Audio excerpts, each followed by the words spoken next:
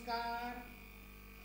महाराष्ट्रातील तमाम सर्व अंशतः अनुदानित शिक्षक बंधू भगिनींचे हार्दिक हार्दिक स्वागत.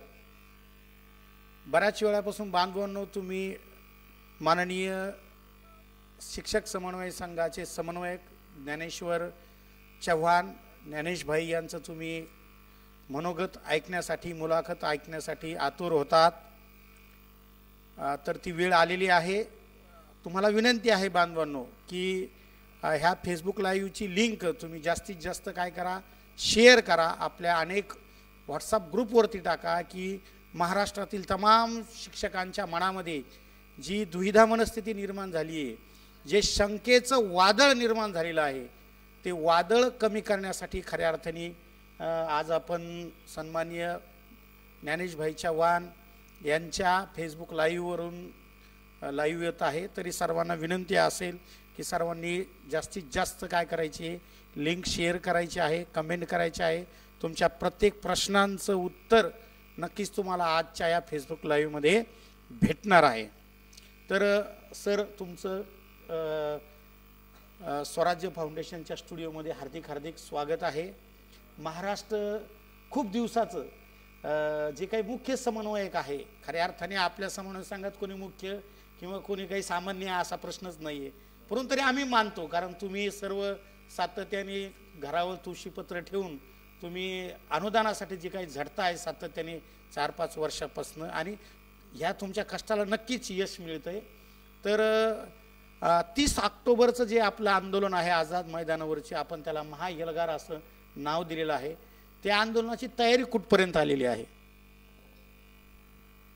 खरं सर तर सर्वप्रथम मी आपल्या मनापासून या ठिकाणी आभार व्यक्त करतोय की आपण महाएल्गार आंदोलनाच्या नियोजनार्थ जो संघर्ष लढा सामान्य शिक्षकांनी सुरू केला आहे, मी याला गरजवंत शिक्षकांचा लढा असं म्हणेल. कारण ज्याच्या पोटाला भूक लागली आहे, ज्याच्या पोटात आग लागली आहे, त्यालाच खऱ्या अर्थाने या लढ्याची किंमत कळते, त्यालाच या लढ्याची किंमत आहेत. आणि म्हणून शिक्षक समन्वय संघ या विचारपीठाने हा लढा खरं तर गेल्या 2 आंदोलनापासून म्हणजे 2 मोठ्या आंदोलनामध्ये एक चांगल्या पद्धतीने एक मोठं यश, म्हणजे प्रत्येक आंदोलनात एक मोठं यश, एक टप्पा याच शिक्षक समन्वय संघाने आपल्याला मिळवून दिला. त्यानंतर या दोन्ही टप्प्या ज्यावेळेस शिक्षक समन्वय संघाच्या वतीने सर्वसामान्य गरीब वंचित शिक्षकांना न्याय देण्याचं काम जर हे व्यासपीठ करत असेल, तर ह्या व्यासपीठाकडे पाहण्याचा दृष्टिकोन महाराष्ट्रातल्या 63,000 शिक्षकाचा अतिशय विश्वासार्ह आहे. आणि त्याच अनुषंगाने येत्या 30 ऑक्टोबर 2023 पासून महाएल्गार आंदोलन आपण मुंबई येथील आझाद मैदान या ठिकाणी पुकारलं आहे. राज्यभर खरं तर गेल्या 1 महिन्यापासून आपल्या महाराष्ट्रातले जे काही समन्वयक असतील, सर्वसामान्य शिक्षक असेल, अगदी पायाला भोवरा बांधून राज्यभर फिरत आहेत. अतिशय सुंदर अशा प्रकारे नियोजन करत जो तो आपल्या पद्धतीने हे आंदोलन कसं व्यापक बनल यासाठी सर्वजण प्रयत्न करत आहेत. आणि निश्चितच हा लढा अतिशय व्यापक होणार आहेत, ज्याला आपण लोक चळवळ ज्याला म्हणतो. एखादं आंदोलन जर एखाद्या लोक चळवळीत जर गेलं तर ते खूप मोठं व्यापक बनतं, महाराष्ट्रभर त्याचं स्वरूप त्या ठिकाणी पांगलं असतं, अगदी गावोगावपर्यंत त्या आंदोलनाच्या धग पोहोचल्या असतात. त्या पद्धतीचं अतिशय असं व्यापक आंदोलन यावेळी होईल अशी आम्हाला 100% खात्री आहे. कारण मागील 2 आंदोलनापेक्षाही चांगल्या पद्धतीने आणि खूप चांगली तयारी आणि खूप चांगलं वातावरण सध्या महाराष्ट्रामध्ये दिसतं. छान. नक्कीच शासनसुद्धा संवेदनशील आहे. आपण बघू शकतो की गेल्या महिन्याभरामध्ये कंत्राटी भरतीचा GR शासनाने काढला होता आणि त्या प्रक्रियेला सुरुवातसुद्धा झाली होती. परंतु महाराष्ट्रातील अनेक तरुण रस्त्यावर उतरले, खास करून त्यांनी सोशल मीडियावरती आपल्या भावना व्यक्त केल्या आणि ह्या शासनाला जाग आली आणि शासनाने काल रात्री सर हा GR काय केला, मागं घेतला. तुम्हाला ह्या घटनेवरून काय वाटतं? जर शिक्षक हजारोच्या संख्येने जर शिक्षक आझाद मैदानावर गेले तर भविष्यात आपल्याला परत आंदोलन करायची गरज पडेल का? हे सरकार नेमकं शिक्षकांच्या हाकेला दाद देईल का? तुम्हाला काय वाटतं? खरं तर सर अतिशय महत्त्वाचा असा प्रश्न तुम्ही या ठिकाणी उपस्थित केला आहे. मी सर्वप्रथम महाराष्ट्रातील जे काही शिक्षक बांधव आता लाईव्ह असतील मी महाराष्ट्रातील सर्व शिक्षक बांधवांना एक नम्र विनंती करतो. बांधवांनो, सर्वप्रथम आपण जर लाईव्ह असाल तर आपण एक काम करा, जेवढं जास्तीत जास्त आपल्याकडे जेवढे ग्रुप असतील त्या ग्रुपला हा जो काही फेसबुक लाईव्ह हा शेअर करा. जास्तीत जास्त ग्रुप म्हटल्यापेक्षा जे सरकारचे ग्रुप असतील, जे काही विविध पक्षांचे ग्रुप असतील, यांनासुद्धा हा आपला फेसबुक लाईव्ह टॅग करा. आणि जेवढे काही व्हॉट्सअप ग्रुप असतील त्या प्रत्येक व्हॉट्सअप ग्रुपवर ही लिंक पाठवा. याचं कारण मी तुम्हाला लगेच सांगणार आहे. आत्ता सरांनी एक प्रश्न विचारला की सरकारने एक कंत्राटी धोरण आणलं होतं महाराष्ट्रामध्ये. आता ते कुठल्या सरकारने आणलं मी याच्यात पडणार नाही, कारण राजकारणाशी आपला काही संबंध नाही सर. ते मागच्या काही आता आज दिवसभर जर वातावरण बघितलं तर महाविकास आघाडीवरती आरोप करतात, हे यांच्यावर आरोप करतात. त्या आरोपात आपल्याला खरं तर जायचं नाही. मी फक्त हेच सांगेल की 6 सप्टेंबरला या विद्यमान सरकारने एक शासन आदेश आणला होता आणि त्या शासन आदेशानुसार कॉन्ट्रॅक्ट पद्धतीने महाराष्ट्रभर भरती होईल अशा पद्धतीचा एक काळा शासन आदेश आणल्यानंतर याचे पडसाद महाराष्ट्रभर उमटले. महाराष्ट्रातला नोकरीची आस बसून असलेला जो सुशिक्षित बेकार तरुण आहेत, ज्याच्या भवितव्य त्या नोकरीवर आहेत, कारण तुम्ही बघू शकता अतिशय प्रत्येक गावामध्ये खेड्यापाड्यामध्ये बहुतांश असे सुशिक्षित बेकार आहेत की जे नोकरीच्या प्रतीक्षेत आहेत. काहीचे नोकरी नसल्यामुळं जमिनी भरपूर आहेत पण कामधंदा नाही हातीला. दुष्काळजन्य परिस्थिती खास करून आमच्या मराठवाडा विदर्भामध्ये. आणि अशा परिस्थितीमध्ये जर नोकरीचा एक चांगला भक्कम आधार नाही तर काही मुलांचे लग्नसुद्धा होईना. आणि अशा मेटाकुटीला आलेला आमचा सुशिक्षित बेकार सुशिक्षित तरुण त्या ठिकाणी त्यांनी तो 6 सप्टेंबरचा शासन आदेश टाकल्यानंतर संतापून उठला. कारण जर तुम्ही आम्हाला जर कॉन्ट्रॅक्ट पद्धतीवर भरत असाल, आम्हाला आमच्या मनासोबत आमच्या भावनासोबत जर खेळत असाल तर हे कुठलंही या राज्यातला तरुण असेल सुशिक्षित युवक असेल हे सहन करणार नाही. त्यामुळं प्रत्येक जिल्ह्यामध्ये अतिशय चांगल्या पद्धतीने प्रत्येक तरुण रस्त्यावर उतरला. सोशल मीडियाच्या माध्यमातून जास्तीत जास्त ती धग पोहोचली, कारण सर्वसामान्य माणसाला सुद्धा हा शासन आदेश पटणारा नव्हता. अनेकांनी फेसबुकच्या द्वारे त्या ठिकाणी शासनाला विरोध केला. मी स्वतःही ज्या दिवशी 6 सप्टेंबरला हा शासन आदेश निघाला होता त्या दिवशी पहिली पोस्ट सरकारच्या विरोधात माझी होती. कारण एक सामान्य शिक्षक म्हणून, या महाराष्ट्राचा एक नागरिक म्हणून, एक सुशिक्षित नागरिक म्हणून मला सुद्धा तो निर्णय पटलेला नव्हता. माझ्या अनुषंगाने महाराष्ट्रातल्या अनेक बांधवांना, अनेक शिक्षकांनी, अनेक नागरिकांनी, अनेक विद्यार्थ्यांनी या शासन आदेशाचा तीव्र शब्दामध्ये सोशल मीडियावर अतिशय भयंकर प्रमाणे विरोध केला. काही रस्त्यावर उतरले आणि त्याचं फलित म्हणजे काल या राज्याचे सन्माननीय उपमुख्यमंत्री यांना नाविलाज असतो महाराष्ट्रातून आलेला जो रोष आहे तो रोष बघून त्यांनी हा शासन आदेश त्या ठिकाणी रद्द झाल्याचं काल घोषित केलं. याचं खरं तर मी जे काही श्रेय मानता येईल याचं सर्व श्रेय महाराष्ट्रातील सर्व सुशिक्षित युवा तरुण, सर्व सुशिक्षित नागरिकांना देईल की ज्यांच्या सोशल मीडियाच्या माध्यमातून खऱ्या अर्थाने त्यांनी हा लढा उभा केला आणि याची धग शासनापर्यंत पोहोचली, या महाराष्ट्र शासनाच्या मंत्रालयापर्यंत गेले आणि नाविलाजाने त्यांना हा शासन आदेश रद्द करावा लागला. त्याच अनुषंगाने आपली सुद्धा ही धग सोशल मीडियाच्या माध्यमातून महाराष्ट्राच्या या सन्माननीय जे काही पदावर बसलेले आहेत, जे घटनात्मक पद आहे त्या पदापर्यंत सन्माननीय मुख्यमंत्री असतील, उपमुख्यमंत्री असतील, माननीय शिक्षण मंत्री असतील, यांच्यापर्यंत आपल्या ह्या मागण्या गेल्या पाहिजेत, यांच्यापर्यंत आपल्या ह्या सगळ्या गोष्टी गेल्या पाहिजेत. आणि यासाठी सोशल मीडियाचं अतिशय जबाबदार आणि अतिशय प्रभावी असं हत्यार आपल्याकडे आहेत. माझी महाराष्ट्रातील सर्व शिक्षक बांधवांना एक हात जोडून विनंती आहे, बांधवांनो तुम्हाला काही करायचं नाही, फक्त घरी बसून किमान तुमचा थोडाफार जो पावला वेळ असेल, तुम्ही दुसरं जे काही यूट्यूब वगैरे काही बघत असाल, व्हॉट्सअप खेळत असाल तर ते सध्या बंद करा आणि जास्तीत जास्त वेळ हा तुमच्या फेसबुकला, तुमच्या सोशल मीडियावर द्या. त्याच्यावर मी मागंही सांगितलं ज्या बैठका झाल्या होत्या त्याच्यामध्ये की जास्तीत जास्त आपल्या आंदोलनाच्या पोस्ट शेअर करा, जास्तीत जास्त तुम्ही स्वतः फेसबुक लावूया, तुम्ही स्वतः आव्हान करा, तुमच्या जे काही विचार आहे आंदोलनाबाबत ते तुम्ही मांडा. आपल्या बांधवांचे काही घरोघरी काही वाईट परिस्थिती, काही बांधवांना अजूनही पगार नाही आहे, त्यांचा एक शॉर्ट व्हिडिओ तयार करा, ते सोशल मीडियावर टाका. या सगळ्या गोष्टींना फरक पडतो. तुम्हाला असं वाटत असेल मी केल्यानं काय फरक पडतो, पण नाही बांधवांनो, 100% फरक पडतो. अरे 63,000 बांधवांनी जर सोशल मीडियावर एकदा एखादी आंदोलनाची पोस्ट जर टाकली तर हिची धग ही महाराष्ट्राच्या मंत्रालयापर्यंत जाऊ शकते.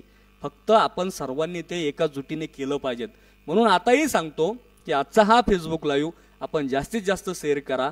हे महाराष्ट्र शासनापर्यंत जाऊ द्या की महाराष्ट्र शासनाला वाटलं पाहिजे की समन्वय संघाचं एक मोठं वादळ येत्या 30 ऑक्टोबरला महाएल्गार आंदोलन घेऊन मुंबईमध्ये दाखल होणार आहेत.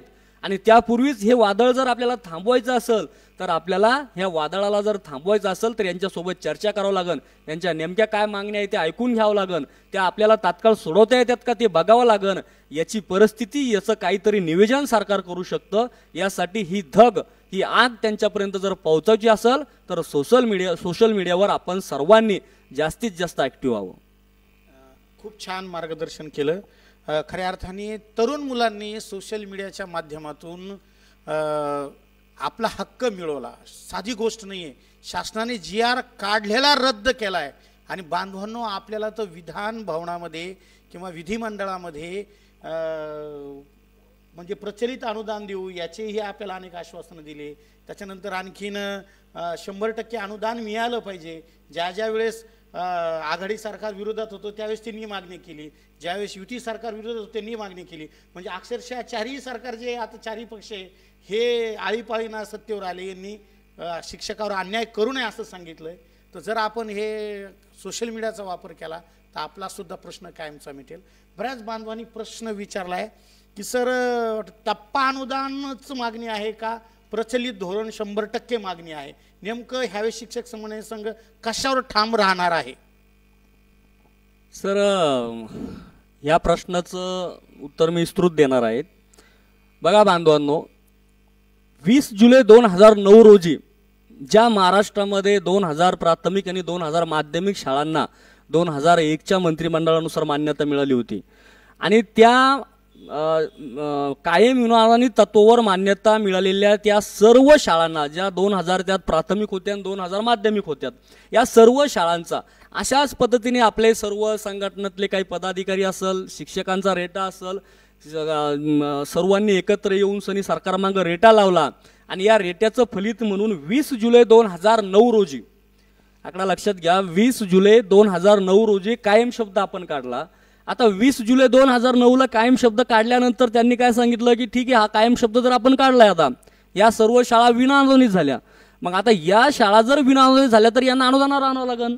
मग ह्या शाळांना जर अनुदानावर आणायचं असेल तर शासनाने पुन्हा एकदा एक सर्क्युलर पास केलं मंत्रिमंडळाची बैठक घेऊन सनी, जो 15 नोव्हेंबर 2011 नुसार या शाळांना 15 नोव्हेंबर 2011चा जो शासन आदेश आहे त्या शासन आदेशामध्ये ज्या काही शिफारशी त्यांनी काही शिफारशी दिल्या, या सर्व शिफारशीनुसार या सर्व शाळांचं आपण मूल्यांकन करूया.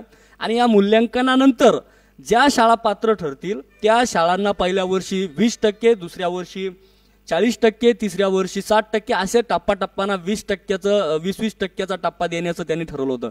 म्हणजे बघा, याच्यामध्ये पण काय केलं होतं त्यांनी, ज्यावेळेस त्यांनी 15 नोव्हेंबरचा जो 2011चा शासन आदेश काढला ना, तर त्यापूर्वी त्यांनी 2006चा आणि 4चा जो शासन आदेश होता अनुदान देण्याचं, ते अतिक्रमित केले. याचा अर्थ काय की त्यांनी त्या शिफारशी कमी केल्या आणि नवीन शिफारशी ह्या शाळांना देण्यासाठी लागू केल्या. मग ह्या लागू करत असताना त्यांनी दरवर्षी 20% ही त्याच्यामध्ये अट होती की दरवर्षी 20% वाढ झाली पाहिजेत आणि पूर्ण राज्यामध्ये जिल्ह्यामध्ये एक सूत्रीपणा यावा म्हणून प्रत्येक वर्षाच्या आर्थिक वर्षाला, म्हणजे 1 एप्रिलपासून प्रत्येक आपलं जे काही आर्थिक वर्ष 1 एप्रिलपासून सुरू होतं, तर प्रत्येक वर्षाच्या आर्थिक वर्षापासून हा टप्पा लागू होईल. असं म्हणजे कुठलंही त्याच्यामध्ये काही किंतु परंतु नव्हतं किंवा कुठली आट नव्हती. एकदा 20% भेटला की जिल्हा शिक्षण अधिकाऱ्याच्या कार्यालयातूनच 1 एप्रिलपासून पुढचा टप्पाचं पत्र त्या ठिकाणी भेटून जात होतं. तर ही अतिशय सोपी पद्धत होती. परंतु झालं असं की त्यानंतरच्या काळामध्ये काही रेटा सुरू झाला, आंदोलनाचा रेटा सुरू झाला की मूल्यांकन झालं पण प्रत्यक्ष अनुदान मात्र काही दिले गेलं नाही. मध्यंतरीच्या काळामध्ये काही शाळा त्या सगळ्या शिफारशी त्या सर्व शाळांनी पात्र केल्या.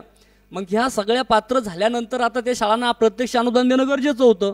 मग ते अनुदान देत असताना 15/11/2011तल्या शिफारशी त्या ठिकाणी लागू करणं गरजेच्या होत्या. परंतु बघा बांधवांनो, शासनाने मेक कुठं मारली, मूळ मेक अशी मारली की ज्या वेळेस 14 जून 2016 रोजी एक मंत्रिमंडळ बैठक झाली. 14 जून 2016 रोजी एक मंत्रिमंडळ बैठक झाली आणि त्या मंत्रिमंडळ बैठकीमध्ये असं ठरलं, तत्वता मान्यता दिली काही गोष्टींना, की आतापर्यंत 2013, 14, 15 आणि 16 पर्यंत 2014ला काही शाळा पात्र झाल्या होत्या, काही 15 झाल्या, काही 16ला झाल्या.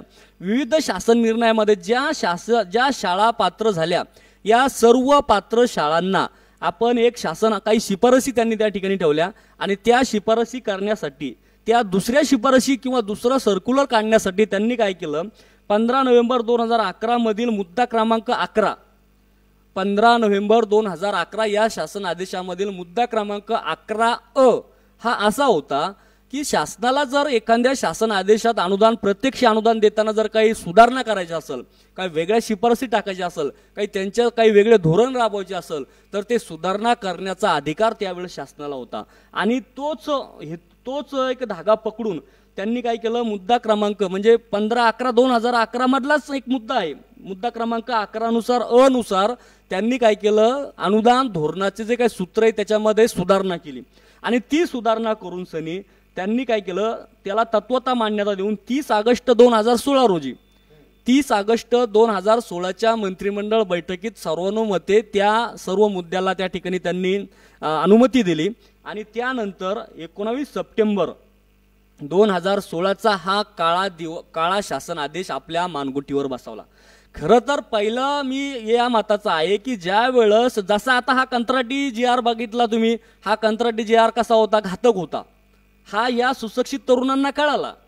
त्यामुळं त्यांनी काय केलं, सोशल मीडियावर व्यक्त झाले, रस्त्यावर उतरले, रस्त्यावर उतरून आपला न्याय मागितला आणि न्याय मागून नाविलाजाने सरकारला तो शासन आदेश रद्द करावा लागला.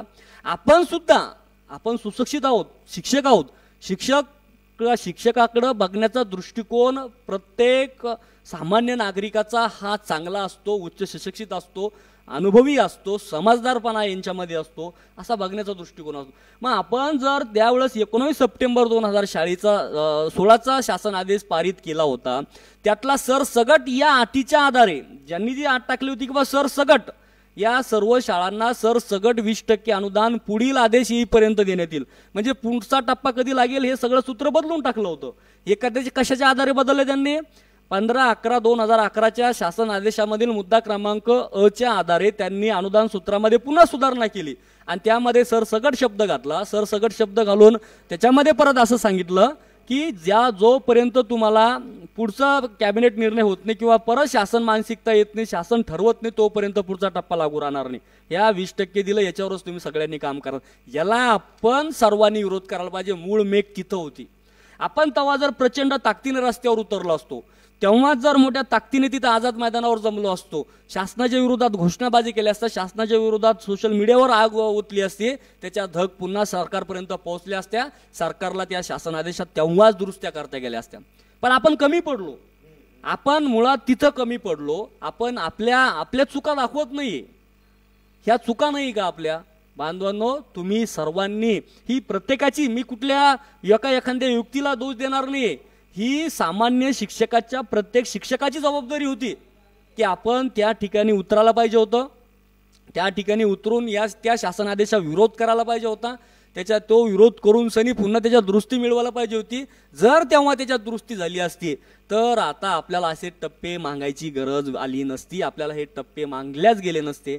म्हणून आता या वेळेला शिक्षक समन्वय संघाने पहिली मागणी काय केली आहे की जर तुम्ही 15/11/2011च्या मुद्दा क्रमांक 11 नुसार जर तुमच्याकडे सुधारणा, तुम्ही कोणत्याही शासन आदेशामध्ये सुधारणा करू शकता, तर पुन्हा एकदा आता नव्याने सुधारणा करा. आणि ती सुधारणा करत असताना 19 सप्टेंबर 2016चा शासन आदेश अधिक्रमित करा म्हणजे रद्द करा, तो अगोदर रद्द करा आणि पुन्हा एकदा तोच मुद्दा क्रमांक 11 नुसार अशा सुधारणा करा की इथून पुढं सर्व जेवढ्या काय आता पात्र शाळा असतील किंवा ज्या पात्र होणार असतील त्या सर्वांना जे काही धोरण आहे ते 20, 40, 60, 80, 100 हे धोरण लागू व्हावं. हे जर धोरण आपण त्या ठिकाणी लागू केलं, ते जर स्वीकारलं, तर निश्चितच महाराष्ट्रातल्या 63,000 शिक्षकांना पुन्हा आझाद मैदानचं तोंड बघावं लागणार नाही, मंत्रालयाच्या पायऱ्या झिजावं लागणार नाही. सामान्य शिक्षकाला शिकवायचं आहे, त्यांना शाळात मुलांना शिकवायचं आहे, त्या शिक्षकांना शाळेतच शिकू द्या अशी विनंती मी खरं तर या माध्यमातून, आजच्या फेसबुक लाईव्हच्या माध्यमातून माननीय शिक्षण मंत्री महोदयांना करीन की आमच्या शिक्षकांना जे काही कोरी पाटी घेऊन सनी त्यांच्या डोळ्यासमोर हजारो मुलं बसतात, त्या हजारो मुलांना गोरगरिबांच्या मुलांना शिकवू देण्याचं, एक ज्ञानदान करण्याचं काम त्यांना करू द्या. त्यांना वारंवार मुंबईच्या वाऱ्या करायला लावू नका. जर ते मुंबईला आले तर इकडं आमच्या ह्या विद्यार्थ्यांचं नुकसान होतं, ते पाप तुम्ही तुमच्या डोक्यावर घेऊ नका. एवढीच मी विनंती माननीय शिक्षण मंत्री महोदयांना करेल. आपण जर पुन्हा एकदा या शासन आदेशामध्ये सुधारणा करून 19 सप्टेंबर 2016चा शासन आदेश रद्द करून 15/11/2011 आणि 4 जून 2014 आणि जे काही नैसर्गिक तुकडे आहे 16/12/2012चा जो काही शासन आदेश आहे, ज्या आदेशानुसार नैसर्गिक तुकड्या महाराष्ट्रामध्ये मंजूर केल्या होत्या 2012ला, या सर्व शाळांना, या सर्व GR मधल्या यांना एका सुसूत्रीपणामध्ये आणून एका शासन आदेशामध्ये टाकून सनी सर्वांना प्रचलित धोरण लागू करावं. इथून पुढचे टप्पे त्यांचे सुरळीत करा. आम्हाला मान्य आहे तुम्ही डायरेक्ट 100% देणार नाही, परंतु किमान आता आम्हाला मुंबईला बोलवू नका. येणाऱ्या प्रत्येक आर्थिक वर्षामध्ये त्यांचा टप्पा वाढला पाहिजे, तोही पूर्वीप्रमाणे जिल्हा परिषद स्तरावरच वाढला पाहिजेत. असं एक धोरण आपण पुन्हा करावं अशी विनंती मी या माध्यमातून माननीय शिक्षण मंत्री यांना करेल. बघा बांधवांनो, खूप अभ्यासपूर्ण सरांनी प्रचलित धोरणच आपल्याला लागू करायचं आहे आणि या मागचे जे काही बांधव आहे, घोषित बांधव असतील, काही त्रुटीतील बांधव असतील, यांना सुद्धा न्याय मिळावा म्हणून इथनं पुढं परत आझाद मैदानावर जायचं नाहीये. जे शासन निर्णय 2011चा असेल किंवा 2014चा, त्यानुसारच आपण न्याय मागणार आहोत. हीच शिक्षक समन्वय संघाची काय आहे मागणी आहे. खूप खूप धन्यवाद सर. सर, त्रुटीतील बांधवांचे बरेचसे मॅसेज आले, जवळपास सर्वाधिक मॅसेज त्रुटीतील बांधवांचे, की त्रुटीतील बांधवांचा नेहमी सोशल मीडियावरती टाहवा असतो की आमच्यावरती अन्याय झाला, आमच्यावरती अन्याय झाला. ही नेमकी काय भानगड, ही एकदा महाराष्ट्राला तुम्ही सांगा बरं. काय नेमकं त्यांच्यावर अन्याय झाला का नाही झाला, किंवा काय करायला पाहिजे होतं, किंवा इथून पुढं तरी आणखीन काय पाऊल उचलायला पाहिजे, याविषयी मार्गदर्शन करा. सर, काय असतं, ज्याची जळती त्यालाच कळती. जे त्रुटीतली बांधव ज्या पद्धतीने समजा रोष व्यक्त करू राहिले किंवा वेगवेगळ्या पद्धतीने त्याच्या भावना व्यक्त करू राहिले, मी त्या सर्व त्रुटीतल्या बांधवांचा, भावनांचा आदर करतो. कारण ती बांधवांनो, मी पण एक सामान्य शिक्षक आहे, मी काही नेता नाही आहे आणि मी काही तुम्हा सर्वांना समजावून सांगावं एवढा मोठा माणूस नाही आहे. एक गोरगरीब कुटुंबातला सामान्य तुमच्यावानीच पोटाला हक्काची भाकर पाहिजेत, पोटात आग होती, शिकलं पाहिजेत, घरची परिस्थिती आमची काही फार मोठी नाही आहे, आपल्याला ही हक्काची भाकर भेटली पाहिजेत, या उदांत हेतूने मी ह्या लढ्यामध्ये पडलो.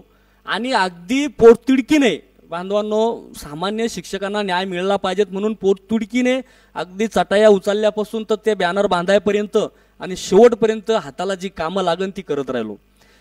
सांगायचं तात्पर्य एवढंच आहे की हे सगळं करत असताना आत्ताच मी मागच्या याच्यामध्ये प्रश्नामध्ये मी सांगितलं की 14 जून 2016ला एक कॅबिनेट निर्णय झाला होता आणि त्या कॅबिनेट निर्णयामध्ये काय सांगितलं होतं की या इतक्यापर्यंत शाळा, या ठिकाणी आतापर्यंत ज्या शाळा त्या ठिकाणी पात्र झाल्यात तेवढ्या शाळांना पात्र करण्यात यावं आणि त्यांनाच यामध्ये 20% सामावून घेण्यात यावं. त्यानंतर 30 ऑगस्टला ते 2016 रोजी ते फायनल करण्यात आलं. अशा पद्धतीने त्यानंतर 19 सप्टेंबर 2016ला त्या सर्व बांधवांना 20% अनुदान मिळालं. पण 19 सप्टेंबर 2016 नुसार जे 20% अनुदान मिळालं त्यासाठी 4 ऑक्टोबरचा जो लढा आहे, ज्याच्यामध्ये आमच्या अनेक बांधवांनी लाट्या खाट्या खाल्ल्या, त्यामधला मी एक आहे लाठी खाणारा, काट्या खाणारा, असंख्य बांधव आहे, मी प्रत्येकाचे नाव घेऊ शकत नाही. ते आंदोलन जे जन आंदोलन झालं होतं, म्हणजे ना भूतो ना भविष्य असे लोक त्या ठिकाणी आले होते. प्रत्येकाला आश लागली होती की आता या कॅबिनेट निर्णयामधून आपल्याला काहीतरी मिळणार आणि त्या आंदोलनामधून सुद्धा एक मोठी धग शासनाला पोहोचली होती आणि निश्चितच त्याचा सुद्धा फायदा आपल्याला हे 20% मिळताना झाला होता. तर सांगायचं तात्पर्य बांधवांनो, त्रुटीवाल्या बांधवांसाठी विशेषतः मी एवढंच सांगेन की त्यावेळेस सुद्धा ज्यावेळेस त्या शाळा काही पात्र झाल्या त्यावेळेसही अशा अघोषित शाळा, बहुतांश अशा अघोषित शाळा काय केल्या होत्या, शासनाने मागं ठेवल्या होत्या, मुद्दामून ठेवल्या होत्या त्या. म्हणजे सगळं रेडी होतं, यादी तयार होत्या, ज्याच्या सगळ्या काही गोष्टी कंप्लीट होत्या, पण तरी सुद्धा जाणून बुजून त्या ठिकाणी त्या याद्या लावल्या नाही. आणि तुम्ही बघा ना, त्याच्या अगोदर स्वातंत्र्य म्हणजे सरकारची इच्छाशक्ती बघा कशी असते. स्वातंत्र्य विदर्भाच्या याद्या लागल्या, फक्त विदर्भाचे याद्या शासन आदेश लागून घेतले. आणि विदर्भाचे शासन आदेश लागल्यानंतर त्या विदर्भातले शासन त्यांनी त्या बिचाऱ्यांनी पाठपुरावा केला, त्यांनी त्यांची ताकद लावली. मी त्यांना रोष देणार नाही किंवा कुणावर रोष करणार नाही. मी असं म्हणणार नाही की त्यांनी ज्या वेळेस तिथं आमची एक यादी तिथं होती 1-2 जुलैची, ते 1-2 जुलैच्या शाळांची जे काही यादी तिथं सगळी फायनल तयार असताना फक्त विदर्भातल्याच माध्यमिक शाळांची यादी लागते, ही विशेष याच्यामधून लागल्या जाते. मग ती यादी लागल्यानंतर त्यांना लगेच समाविष्ट 19 सप्टेंबरच्या शासन आदेशामध्ये समाविष्ट केलं जातं. आणि 1 आणि 2 जुलैला ह्या याद्या घोषित केल्या जात्या. बघा, प्रत्यक्ष 20% अनुदान कधी दिलं?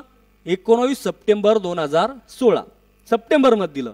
आणि 1 जुलै आणि 2 जुलैला राज्यातल्या प्राथमिक माध्यमिकच्या बहुतांश शाळा घोषित केल्या, ज्याच्यात 9,000 लोक होते. 8,779 लोक होते जवळपास. म्हणजे 8,779 लोकांना तुम्ही काय केलं, त्या ठिकाणी सरकारने फूट पाडली, वेगळं ठेवलं. त्या ठिकाणी अनेक असं टाऊ आम्ही फोडला की आमच्यावर अन्याय झाला, आमच्यावर मुद्दामून अन्याय करतोय सरकार. पण हा अन्याय आम्ही कुणास विरोध करत होतो? आम्ही सरकार विरोध करत होतो. आमच्यावर अन्याय कुणी केला होता? सरकारने केला होता. आम्ही असं म्हणलो नाही की तत्कालीन लढणाऱ्या लोकांनी आमच्यावर अन्याय केला. तत्कालीन जे काही 1628 ज्या काही शाळा होत्या आणि त्याच्यातले जे काही बांधव होते 24-25 हजार, त्या बांधवांनी आमच्यावर अन्याय केला असं आम्ही म्हटलो नाही. आम्ही म्हटलं की आमच्यावर अन्याय हा सरकारने केला. का सरकारने केला? कारण आमच्या 1 आणि 2 जुलैच्या शाळा घोषित झाल्या होत्या, तरी सुद्धा तो आम्हाला न्याय खऱ्या अर्थाने तुम्ही 19 सप्टेंबर ज्यावेळेस शासन आदेश काढला त्यावेळेस तुम्ही दिला नाही. मग काय केलं आम्ही? पुन्हा संघर्ष केला, पुन्हा लढलो. पुन्हा खैरे सर असल, आम्ही असल, जयवंत भांबड असल, एक मोठी टीम आमच्या सोबत होती. हे उद्धव पोले सर होते, राजपूत होता, ह्या सगळ्यांनी काय केलं सर, कुणालाच काही माहीत नव्हतं, पण एकत्र आलो. कारण सामान्य माणसाची ताकद काय असती ना, याचं जिवंत उदाहरण म्हणजे मनोज जरांगे पाटील आहे. सामान्य माणूस आहे, पण एकदा का तो पेटला ना, तो चांगल्या चांगल्याला खाली बसवतो. म्हणून बांधवांनो, कुठलाही बांधव असो तो असाधारण आहे, त्याला आपण सहज घेऊ नये. मग तो शिक्षक त्रुटीतला असो, काही कुठलाही एखाद्या घटकातला असो, हा प्रत्येक बांधवाला न्याय मिळाला पाहिजे. त्यावेळेस आम्ही प्रामुख्याने लढलो आणि पुन्हा एकदा तो टप्पा घेऊन सने ह्या 1628 जे काही पुढं जे बांधव आले होते त्या बांधवांपर्यंत आलो. पण त्यावेळेस त्या ताकदीने आम्ही गेलो होतो, आमचा रेटाही त्या ताकदीनं होता आणि त्या ताकदीने लढून आपण त्या ठिकाणी त्या याच्यामध्ये सहभागी झालो. आता हे सगळं काय केलं, शासनाची चाल आहे. तुम्हाला माहिती आहे, कुठल्याही सरकारचं फोडा आणि राज्य करा हे एक सूत्र असतं, ही एक नीती असती. आजही तीच अवलंबत आहे सरकार, की फोडा आणि राज्य करा. आपल्यामध्ये फूट पाडायची, आपल्यामध्ये बेबनाव करून द्यायचा, आपल्यामध्ये रोष व्यक्त करून द्यायचा आणि तो रोष आपल्या आपल्यात तयार झाला पाहिजेत. म्हणजे काय आहे की अरे ह्या जे लोक आता 60 80 वर जाणारे ते लोक त्यांचाच विषय घेऊन राहिले, आम्हाला मागच ठेवताय. तुमचं म्हणणं ते वावगं आहे, तुम्ही म्हणतात ते अगदी बरोबर आहे. कारण प्रत्येकाला असं वाटतं की मला पण न्याय मिळाला पाहिजेत, मी पण माझा हकदार आहे. मी 100% सांगन की तुमच्यावर अन्याय झाला, पण तो अन्याय शिक्षक समन्वय संघाने केला नाही, एवढी स्पष्ट भूमिका मी तुम्हाला मांडतो. बांधवांनो, शिक्षक समन्वय संघ हे विचारपीठ आहे. शिक्षक समन्वय संघ कुठली संघटना नाही. शिक्षक समन्वय संघामध्ये महाराष्ट्रातला 63,000 शिक्षकातला सामान्यातला सामान्य शिक्षक आहेत. मग हे सगळे सामान्य शिक्षक जर एकजुटीनं लढत असेल तर शिक्षक समन्वय संघ अन्याय कसा करू शकतो? आणि शिक्षक समन्वय संघ ज्या वेळेस त्या ठिकाणी डेलिगेशनमध्ये जात होतं त्यावेळेस सगळे जे काही त्या याच्यामध्ये काम करणारे, त्यामध्ये अघोषितचे बांधव होते, त्या बांधवांचे बाजूलाच आपल्याच बाजूला पेंडावर टाकलं होतं. ते जरी बाजूला बसले होते पण त्यांच्याही पूर्ण ताकद समन्वय संघाची होती. पण ते बाजूला बसल्यामुळे फायदा असा झाला, त्यांचा स्वातंत्र्य रेटा झाला. ते बाजूलाच होते आपल्या, त्यांचाही आपण रेटा त्या ठिकाणी कायम ठेवला. त्यांचे ते बांधव असतील, त्रुटीतले बांधव असतील, वाढीव टप्प्यातले बांधव असेल, हे सगळेच्या सगळे सोबत त्या बैठकीला जात होते. त्या बैठकीतून तोडगा काढत होते, सरकारसोबत विचार विनिमय करत होते. सरकार काही पर्याय देत होतं, त्या पर्याय घ्यायचं का नाही घ्यायचं हे सर्वानुमते ठरत होता. आणि ह्या सगळ्या गोष्टी सर्वानुमते ठरल्या. त्यानंतर ह्या सगळ्या गोष्टी तुम्ही मागचं आंदोलन बघा, हे मागचं आंदोलन जर तुम्ही बघितलं असेल, आता प्रत्येक आंदोलन हे समन्वय संघाचं मागचं आंदोलन होतं. ह्या आंदोलनामध्ये तुम्ही बघू शकता जे डेलिगेशनमध्ये जे लोक गेले ते लोक जाऊन आल्यानंतर सगळं विस्तृत गोष्टी मैदानावर सांगत होते. प्रत्येक गोष्ट मैदानावर सांगत होते की असं असं घडलंय, या पद्धतीने नियोजन झालं, या पद्धतीने अशा पद्धतीने आपण ठरवणार आहोत आणि असा निर्णय सरकार देण्याचं मानसिकतेत आहेत. आपण काय करायचे आपण ठरवा. समन्वय संघातल्या या सर्व 60 जे काही उपस्थित बांधव आहेत या सगळ्याचा कल पाहून समन्वय संघ निर्णय घेत होतं की ठीक आहे, कारण हे उपस्थित सर्व बांधव म्हणजे समन्वय संघ आहे. समन्वय संघ म्हणजे कुठला एक युक्ती नाही आहे. मी अजूनही स्पष्ट करतो बांधवांनी, एका कुठल्याही युक्तीच्या नावाने समन्वय संघ नाहीये. समन्वय संघाची ताकद ही सामान्य माणसापासून तयार झालेली आहे आणि मी पण त्यातला सामान्य एक शिक्षक आहोत, त्यातला एक भाग आहेत. आपण फक्त काय असतं, कुठलीही गोष्ट करायचं म्हणून 2 लोकांना पुढे व्हावं लागतं, म्हणून 2 लोक त्या समन्वय संघाच्या सगळ्या लोकांच्या विचाराने आपण पुढे चालवत होतो, पुढे काही काम करत होतो. प्रत्येक वेळेस ते वेगळे होते. प्रत्येक पहिल्या आंदोलनात वेगळे होते, आताच्या आंदोलनात वेगळे, त्याच्या अगोदरच्या आंदोलनात वेगळे होते. प्रत्येक वेळेस नेतृत्व करणारे समन्वय संघातले सामान्य शिक्षक पुढे येतात आणि ते खूप चांगल्या पद्धतीने काम करतात. मागच्या समन्वय संघामधल्या सगळ्या समन्वयकांनी खूप चांगलं काम केलं म्हणून आपल्याला टप्पा भेटला. त्याच्या पूर्वीचा टप्पा भेटतानाही सगळ्यांनी चांगलं काम केलं म्हणून आपल्याला टप्पा भेटला. मी बांधवांनो एवढंच सांगेन की कुणावर अन्याय केला आणि कुणी काय केलं या गोष्टीमध्ये तुम्ही गुंतून पडू नका. माझी एक प्रामाणिक विनंती आहे की तुम्ही अजून किती दिवस तिथंच म्हणणार आहे की नाही आमच्यावर अन्याय झाला, आमच्यावर यांनीच अन्याय केला, त्यांनीच केला, वेगळ्या माणसाने केला. कोणी अन्याय केला असेल, कोणी काही केलं असेल तर त्याच्यात काही बदल होणार आहे का आता? त्यापेक्षा तुमच्या लोकांना कशी युनिटी करता येईल, सगळे त्रुटीतले बांधव कसे एकत्र बांधता येईल आणि त्या ताकदीने समन्वय संघाची ताकद बनून तुम्हालाही समटप्पा कसा भेटला पाहिजे ती ताकद आपल्याला निर्माण करायची. अरे का देऊ शकत नाही सरकार? माझी तर मागणी आहे सरसगट अघोषित ज्या 20% बांधव आहे ना ते सुद्धा नियमानं आता 100% पात्र आहे. सगळ्याला डायरेक्ट 100% शासन आदेश तुम्ही काढून टाका. का काढू शकत नाही? तेवढी ताकद आपण निर्माण करा. उतरत 63,000 सगळे शिक्षक मैदानामध्ये, पण उतरतो का आपण? नाही उतरत. आपल्याला फक्त हे अनुदान व्हॉट्सअपवर आणि आपल्या बायकोच्या पदराआड लपूनच पाहिजेत. आपण ह्या जे कमेंट करतोय ना, हे असं झालं, यानं अन्याय केला, अमुकनं अन्याय केला, टमुकनं अन्याय केला, हे फक्त घरात बसून करतोय. अरे तुमच्यावर खरंच अन्याय झाला ना तर पेटून उठा ना तुम्ही. तुमच्या मनामध्ये लागलेली आग पेटवा आणि त्या ताकदीने तुम्ही मैदानात उतरा. त्या ताकदीने तुम्ही त्या ठिकाणी एकत्र येऊन सगळा संघर्ष करा. हा आम्ही सगळा समन्वय संघ आपण सोबत चालू, खांद्याला खांदा देऊन लढू आणि सगळ्याचा अन्याय दूर करायचा प्रयत्न करू. सामान्य शिक्षकाची हीच भावना आहे की अन्याय सगळ्यावरच अन्याय झालेला आहे. ते त्रुटीवाले बांधव 2012 जे काही तुकड्या मिळाल्या होत्या आत्ताशी 20%वर आहे. मग त्यांच्यावर अन्याय झाला नाही का? त्या 16/12/2012च्या शासन आदेशामध्ये स्पष्ट सांगितलेलं आहे की जर 5 वर्ष एखाद्या तुकडीला, त्या विनानोंदच्या तुकड्या आहे, जर 5 वर्षानंतर जर त्या शाळा वर्ष वय कंप्लीट झालं असेल तर 6व्या वर्षी त्यांना 20% देण्यात यावं, 7व्या वर्षी त्यांना 40 देण्यात यावं. आज त्या शाळांना 9, 10 वर्ष झाली, 12 आता 23 चालू आहे, 10 वर्ष कंप्लीट झाले. 100%ला पात्र आहे ना त्या? तुम्ही सगळे 100%च पात्र आहे. या तुरट्या कारणे, तुरटीच्या नावाखाली या प्रशासनातल्या अधिकाऱ्याने भ्रष्टाचार करून जे काही भानगडी केल्या, या सगळ्या भानगडी आपल्या पत्त्यावर पडल्या. या खरं तर प्रशासनाने आणि सरकारने आपली गोची केली, सरकारने आपल्यात फूट पाडली. पण आपण काय करतोय? त्यांना दोष द्यायचं सोडून देऊ राहिलो, आपल्यात भांडणं करू राहिलो. बांधवांनो, माझी हात जोडून विनंती आहे, आपल्या देशावर इंग्रजांनी राज्य एवढ्या वर्ष यामुळेच केलंय. भारताचा इतिहास सगळ्याला माहीत आहे. मी त्याच्या इतिहासात जाणार नाहीये. का नाही जाणार? कारण तुम्ही सगळे शिक्षक आहोत, सगळे इतिहास वाचूनच इथपर्यंत आलेत. ते मी तुम्हाला शिकवणार नाहीये कारण एवढा मोठा मी नाही, परंतु त्याच्यातून काहीतरी आपण शिकलं पाहिजेत. त्या इतिहासातून आपण शिका की सरकार सुद्धा त्याच इंग्रजी वृत्तीचं नीतीचा अवलंब करत आहेत, आपल्यात मुद्दामून फूट पाडत आहेत. जर कोणी असं फूट पाडायचं काम करत असेल, मग ते सरकार असो का कोणी असो, माझा सर्वांना नम्र विनंती आहे, मग ते सरकार असो का कोणी असो, आपल्यात जर फूट पाडत असेल तर एक सामान्य शिक्षक म्हणून तुम्ही सर्वांनी सावध व्हा आणि एका ताकदीने मैदानात उतरा, एका ताकदीने मैदानात या. आपण सर्वांनी हा लढा मोठा करू, एक असा मोठा लढा तयार करू की जसं आता एक शासन आदेश रद्द झाला कॉन्ट्रॅक्ट पद्धतीचा, तसाच 19 सप्टेंबरचा शासन आदेश रद्द करायला भाग पाडू. जर तो आदेश रद्द झाला तर महाराष्ट्रातल्या सर्वच्या सर्व घटकाला न्याय मिळणार आहे. मी एवढंच सांगेन. त्यामुळं विनंती आहे की आपापसामध्ये ग्रुपवर चर्चा न करता ती ताकद 30 ऑक्टोबरच्या मैदानात लोक आणण्यासाठी कशी करता आणता येईल यासाठी तुम्ही खर्च करा ना.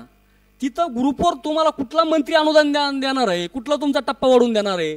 कोणते लोक फक्त बघतात आणि सोडून देतात. आपल्यातच 1-2 बांधवांचे थोडेसे चकमक होती, विषय आपण आपल्यामध्येच त्या ठिकाणी भांडणं करून घेतोय. त्यामुळं बांधवांनो, तुमच्या भावनाशी मी सहमत आहे. तुमच्या भावना मला कळतात, ज्याची जळती त्यालाच कळती. मी मागाशीच सांगितलं 100% तुमच्यावर अन्याय झाला आहे. हा अन्याय 100%ने 1001% दूर झाला पाहिजेत. कारण काम करणारा आमचा बांधव आहे गजानन काकड, तो किती संघर्ष करतो. त्यानंतर सदानंद बानेरकर आहे, ह्या दोघांचं संघर्ष आम्ही जवळून बघितलं. मी बाकी सगळेच नाही. आमचा एक कर्मचारी आहे पवार, संतोष पवार. बांधवांनो, तो इतका संघर्ष केला त्या संतोष पवारना. बिचाऱ्याची आत्ता काही 5-6 वर्षापूर्वी आई वारली. म्हणजे जी एक त्याच्या घराची आधार होती, ज्या माऊलीने स्वतःच्या लेकाचं पगार बघण्यासाठी म्हणजे इतका संघर्ष केला. घरी गुंठा जमीन नाही आहे, हातावर काम करून मोलमजुरी करून लेख शिकवला, नोकरीला लावला. गेल्या 8 वर्षापासून पगार नाही. आता कुठंतरी पगार सुरू झालं तर त्या माऊलीने शेवटचा अंत त्या ठिकाणी गेला. त्या माऊलीला अपेक्षा होती की आपल्या मुलाला 100% पगार व्हावं, ते पगार तिला बघावं, पण नाही बघता गेला त्या माऊलीला. हा संघर्ष माझ्या बांधवाचा मी जवळून बघितला. अरे मैदानावर चटाया उचलण्यापासून तर पाठीमागचं बॅनर बांधायपर्यंत आमचा पवार त्या ठिकाणी सगळ्यात पुढं होता. पण तो बांधव आजही म्हणतोय की ह्या भानगडी न पडता सगळ्याला न्याय कसा मिळेल यासाठी आपण काम करूया. हे संतोष पवारचे शब्द आहे. कारण त्याला त्याचे दुःख मी कळू शकतो. मी स्वतः अनुभवलंय, माझ्या शाळावरचा कर्मचारी आहे, मी स्वतः त्याचे दुःख अनुभवलंय. मला वाटतंय की याला 100% पगार भेटला पाहिजे डायरेक्ट. एक वेळ मला नाही भेटलाच चालतो, पण त्याला भेटला पाहिजे. कारण त्याला गरज आहे पुढच्या वर्षी पोरीचं लग्न करणं. कुठून करावं लग्न त्याने? काय होतं 40% सांगा ना तुम्ही. पुढच्या वर्षी त्याची मुलगी आता 12वीला आहे, पुढच्या वर्षी लग्न करणं. कसं लग्न करायचं त्याने? अरे घरी गुंठा जमीन नाही, बायको आपली कशी तरी हातभार लावती, एक छोटंसं दुकान चालवती, याच्यातून आपण या ठिकाणी एक संसाराचा गाडा चालवतोय. आणि अशा कंडिशनमधून जर आपले सगळे शिक्षक बांधव जगत असेल, हे एक विषय हा एका पवारचा नाही, महाराष्ट्रातले असे हजारो बांधव आहे, असंख्य बांधव आहे ज्यांच्यावर हा अन्याय झालाय, ज्यांचे या सगळ्या गोष्टी याला सामोरं जावं लागतंय. हा सगळ्याचा संघर्ष कायमचा जर मिटवायचा असेल तर एवढीच नम्र विनंती आहे की आता हे आपसातले वाद बंद करा आणि एकजुटीने आझाद मैदानचं नियोजन करा, 30 ऑक्टोबरचं नियोजन करा. एका ताकदीने एका जुटीने सरकार विरोधात लढा. आपण एका ताकदीने सरकार विरोधात जर भिडलो ना तर सरकारला एक चांगली, आता सध्या सरकारला धग लागलेली आहे. सरकारला एक भीती तयार झालेली आहे की किती संख्येनं लोक येणार आहेत. ही जर धग सत्यात उतरायची असेल तर आपल्या आपसातले वाद बंद करून मोठ्या संख्येने आझाद मैदानाचं आपण नियोजन करावं, एवढीच विनंती करतो. खूप छान सर, आपण या ठिकाणी त्रुटीतील बांधवाला आश्वासित केलं, त्यांचा प्रश्न नक्कीच मिटला पाहिजे हे सांगितलं. आणि बांधवांनो, तुम्हाला आणखीन एक आठवण करून देतो. आज 2 वर्षापूर्वी KP सरांच्या नेतृत्वात महाराष्ट्रातले जेवढे काही शिक्षक आणि पदवीधर आमदार आहे, खऱ्या अर्थाने हा प्रश्न त्यांनी निकाली काढायला पाहिजे होता. आणि मग त्यांना आठवण करून देण्यासाठी त्यांच्या दारासमोर दिवाळीच्या वेळेस आंदोलन केलं होतं. तर त्यावेळेस सुरुवातीला बरेचसे त्रुटीचे बांधव बसले, परंतु मराठवाड्यातून जेवढी संख्या आहे त्रुटीची ती बघता तिथं बोटावर मोजता येईल एवढेच बांधव आले. त्यामुळं KP सर हे सर्वांचे आपले मित्र असल्यामुळे त्यांनी हाक मारली. तुम्हाला आठवत असेल, तुम्ही होते, मी होतो, कुलकर्णी सर होते, आपले कांबळे सर होते, त्यानंतर आपल्या छत्रपती संभाजीनगरचे आपले म्हस्के सर होते. आपण सर्वांनी मिळून तिथं प्रयत्न केला आणि तिथं बसलेल्यापैकी सर आपले जालन्यातले जे बांधव होते त्याच्यावर केसेस झाल्या. म्हणजे त्रुटीच्या बांधवांसाठी आम्ही तिथं त्यांचा रेटा लावून धरण्यासाठी गेलो आणि तिथं आमच्यावर जर केस होत असेल आणि जर परत ग्रुपवरचे लोक म्हणत असतील की आमच्यावर अन्याय झाला, यांनी केला आणि त्यांनी केला, तर मला खरं तुम्हाला सांगायचं बांधवनं, जसं आम्ही लाईव्ह आलो ना, तुम्हाला असं वाटत असेल ना एखाद्या व्यक्तीने अन्याय केला की त्या डेलिगेशनमध्ये तो व्यक्ती म्हणाला की बाबा आम्हाला आमचं द्या, त्रुटीचं राहून द्या, तर मी तुम्हाला सांगतो अशा माणसाचा रस्त्यावर ॲक्सिडेंट हो. परंतु तुम्ही किड्यासोबत धान्याला रगडू नका किंवा धान्यासोबत किड्याला रगडू नका. त्यामुळं जे चांगले लोक आहे ना, कमीत कमी त्याला कसं तरी वाटत असतं ते तर त्यामुळं तुमच्यासाठी आम्ही आमच्या अंगावर केसेस घेतल्या आणि जर तुम्ही परत तेच तेच म्हणत असेल तर मग ते कधी कधी राग येतो माणसाला. आणि आम्ही सर्वसामान्य जे शिक्षक आहे ते आझाद मैदानावर बसणार आहे. आम्ही कधी नेतृत्व करीत नाही, लेटर पॅडवर आमच्या कधी नावं नसते किंवा कधी डेलिगेशनला कधी जाण्याचा आम्ही हट्ट धरत नाही. आपलं भारत माता की जय, इन्कलाब जिंदाबाद अशा घोषणा देऊन तिथं सामान्य बसणारे लोक. तुम्ही तरी कुठे डेलिगेशनला जात होता नेहमी? उगा मागच्या वेळेस डेलिगेशन सोड आणि त्याच्या अगोदर तुटीचा प्रश्न होता ना.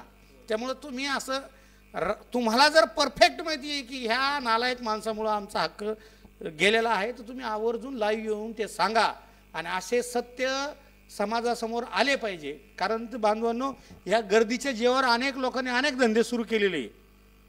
ज्यावेळेस योग्य वेळ येईल ना आम्ही ते नक्की आम्ही जाहीर करू. आम्ही तर नाही, मग आम्ही चांगल्याला घाबरत नाही. पण कसं असतं, ठीक आहे, झाकली मूठ 1.25 लाखाची, त्या झाकली मूठ 1.25 लाखामुळे जर 63,000 शिक्षकाचं कल्याण होत असेल तर काय करायचं? तुमचे धंदे तुमच्यापर्यंत लकलाभ.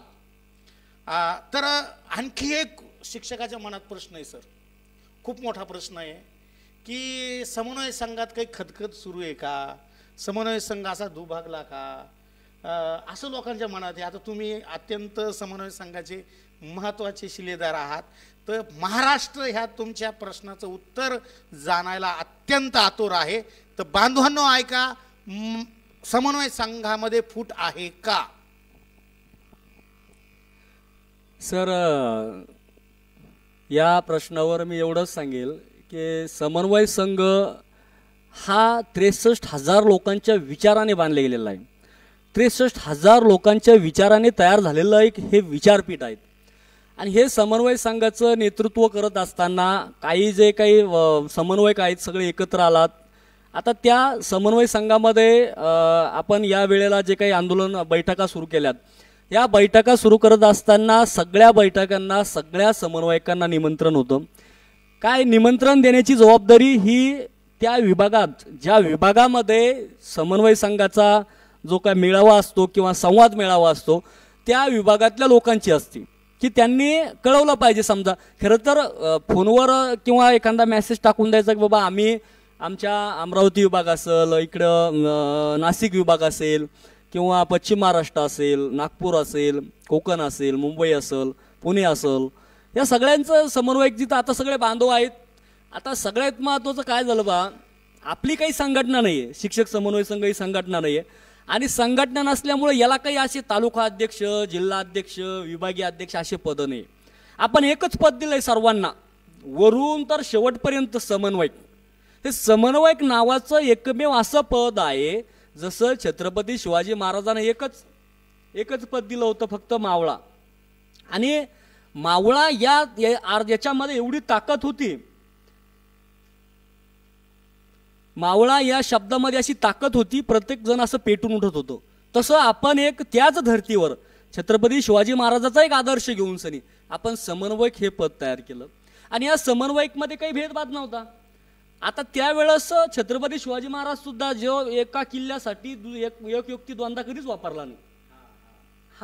हा काय केला आपण, हा इतिहास आपण महाराजांकडून घेतला की एका किल्ल्यासाठी एक युक्ती परत कधीच वापरला नाही. प्रत्येक वेळेस बदलून त्या ठिकाणी जबाबदारी दिली जायची. पण मावळा म्हणून तो फक्त काय करत होता, 4 लोक 10 लोक आहे, 10 लोकातला एखादा मावळा आहे, त्या मावळ्यातला एकाला नेतृत्व द्यायचं आणि त्या 10 लोकांना सांगितलं जातं की बाबा आता तुम्ही ह्या मावळ्याच्या नेतृत्वात हा किल्ला जिंकायचा. आपणही हे किल्ले जिंकतोय, आपणही सगळे त्या छत्रपती शिवाजी महाराजांचे मावळे आहोत, त्यांचंच वंशज आहोत आणि त्यांचाच एक इतिहास घेऊन त्यांचे विचार घेऊन आपण लढतोय. मग आपण समन्वयक म्हणून सनी आपण काय करतोय की आपण सुद्धा सगळ्या समन्वयकाच्या वतीने 63,000 राज्यातील लोकांच्या वतीने प्रत्येक वेळा वेगवेगळ्या पद्धतीने वेगवेगळ्याकडे नेतृत्व देतो की आता तुम्ही 4 जण त्या ठिकाणी काम करा, तुम्ही 4 जण डेलिगेशनला जा, तुम्ही 2-3 जण आमचे. आता खूप चांगली टीम आहे बरं का. ग्राउंड सांभाळायला करतार सिंग ठाकूर आणि मी स्वतः राहायचो.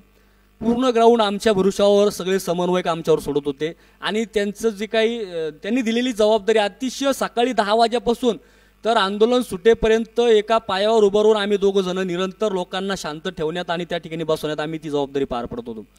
त्यानंतर अनिल परदेशी सर असेल, संतोष वाघ सर असेल, किंवा बाकीचे अजून त्यांना गजानन काकड, बानेरकर, रंगारी सर ही एक टीम होती, त्यात एक निलेश होता. हे सगळेजण काय करायचे, ऑफिशियली काम करायचे, वेगवेगळ्या मंत्र्यांना भेटणे, त्यांना निवेदन देणे, त्यांनी आपल्या आंदोलनाची जी काही धग आहे त्यांच्यापर्यंत जाऊन सांगणे. बाकीचे जे काय ते सगळेजण अतिशय चांगल्या पद्धतीने ग्राउंडवर त्या ठिकाणी थांबायचे, अभ्यासपूर्ण मांडणी घ्यायचे. आणि हे सगळेजण मग त्या सगळेच होते रे, दीपक कुलकर्णी असल, राहुल कांबळे असल, के पी पाटील असल, नेहाताई असल, ज्ञानेश्वर शेळके असल, हे सगळे लोक काय करत होते त्या ठिकाणी, नंदुभाऊ धानोरकर असल, हे सगळेजण त्या ठिकाणी नियोजन करून सनी डेलिगेशनला जायचे. मग आता डेलिगेशनला कोणी जायचं, डेलिगेशन सगळ्याच्या विचाराने जायचं. कधी मी जायचो, कधी बाकीचे, मी जरी गेलो तर बाकीचे थांबायचे, ते जर गेले तर आम्ही बाजूला थांबायचो. आणि सगळेजण जाऊन उद्देश काय होता की प्रश्न मिटला पाहिजे. तिथं गेल्याना काय मोठेपणा आहे मला एक सांगा. जर सुराशे सर जर मला जे बोलायचं तेच जर सुराशे सर जर तिथं जाऊन बोलत असन तर बोलू द्या ना. आपल्याला घेणं काय आहे की फक्त प्रश्न मिटला पाहिजेत, हा मेन उद्देश होता. आणि त्या उद्देशामधून आपण कुणालाही त्या ठिकाणी मानपानाचा हा विषय नव्हता. सगळ्यांनी त्या ठिकाणी काही गोष्टी समजून घेतल्या आणि आताही इथून पुढे समजून घेईल मला अशी अपेक्षा आहे. राहिला विषय की सरांनी जे बोलले तुमच्यातले मतभेद आहे का, काही संभ्रम आहे का, तर शिक्षक समन्वय संघामध्ये कुठलेही मतभेद नाही आहे, कुठलाही संभ्रम नाही आहे. जरी काही बैठकीला आले नसतील, आता तुम्हाला सांगतो जालन्यात आम्ही बैठक घेतली, सगळ्यात अगोदर पहिली बैठक जालन्यामध्ये इथंच झाली, जिथून आज लाईव्ह चालू आहे ना, इथंच शेरे सर असन, आमचे सुराशे सर असन, या बांधवांनी आम्ही ठरवलं की आपण काय करू, एक सुरुवातीतून करून देऊ बाबा. जालना जिल्ह्याचं वैशिष्ट्य असं आहे, महाराष्ट्रातली कुठली आग जालन्यातूनच पेटती, हे या जिल्ह्याचं वैशिष्ट्य आहे बरं का. कारण आता ही महाराष्ट्राची मला असं म्हणते प्रत्येक आंदोलनाची कर्मभूमीची, की कुठलं आंदोलन होऊ द्या मोठं, त्याची आग ह्या जालना जिल्ह्याने, या मराठवाड्याने लावलेली आहे. आज मनोज पाटील जरांगेने एवढं राज्यभर आंदोलन उभं केलं, ज्याची नोंद जगाने घेतली, ज्या आंदोलनाची ना भूतो ना भविष्य असं आंदोलन कधी होणार नाही याची नोंद खरं तर जगाने घेतली. अशा आंदोलनाची सुरुवात ही जालन्यातून झाली. आपली ह्या आंदोलनाची सुरुवात ही जालन्यातूनच झाली. मग ती बैठक आम्ही जालन्यात लावली. त्या बैठकीला सगळ्याला बोलवलं होतं, शेरे सरना, सुराशे सरना, मी स्वतः सगळ्याला फोन केले, सगळ्या समन्वयकांना केले, जे काही येऊ शकतात. काहीला विचारायला नसल केले गेले त्यांची मी दिलगिरी व्यक्त करतो, पण मॅसेज आम्ही पाठवले होते. पण जे काही प्रमुख होते, म्हणजे काय आता सर्वसामान्य सगळ्या शिक्षकांना आपण बोलू शकत नाही, फक्त जे त्या जिल्ह्याचं त्या ठिकाणी काहीतरी करू शकतात म्हणून आपण प्रमुख म्हणून त्या ठिकाणी त्या शिक्षकांना, त्या समन्वयकांना बोलवत असताना ते सगळे सांगितले की आम्ही येतोय, काही अडचण नाही, आम्ही त्या ठिकाणी त्या बैठकीला येऊ, असाही मेसेज त्यांचा आला होता. पण त्यांची आता काही वैयक्तिक अडचणी आल्या असन, काही अडचणी आल्या असन, त्यामुळं ते नसं नाही येऊ शकले. आम्ही काही त्यांना असं म्हटलो नाही की बाबा का नाही आले, पण आमचे त्यांना फोन चालू होते बाबा तुम्ही आलं पाहिजेत. त्यांच्या वैयक्तिक अडचणीमुळे ते येऊ शकले नाही. त्यानंतर शेगावला बैठक झाली.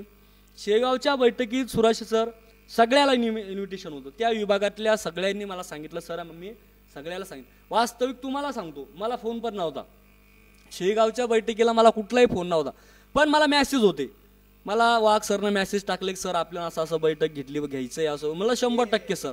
तुम्ही मी असं हे म्हणत असता, एक शेर असतो तुमचा काहीतरी, ते काय नेमका शेर काय येतो, पाणी प्या आधी, पाणी प्या. सर बराच वेळचे बोलताय आणि खूप पोट तिडकीने बोलताय, कारण सर्वसामान्य शेतकऱ्याची सर्व आपण मुलं आहोत. आपल्या सगळ्यांचा मूळ उद्देश काय बांधवांनो, की आपल्याला हक्काचा पगार मिळाला पाहिजे. त्यामुळं असेल नसेल एकामेकामध्ये मतभेद ते आपण मिटवायला पाहिजे आणि तो पुढं जायला पाहिजे. काय शेर काय सर तुमचा तो?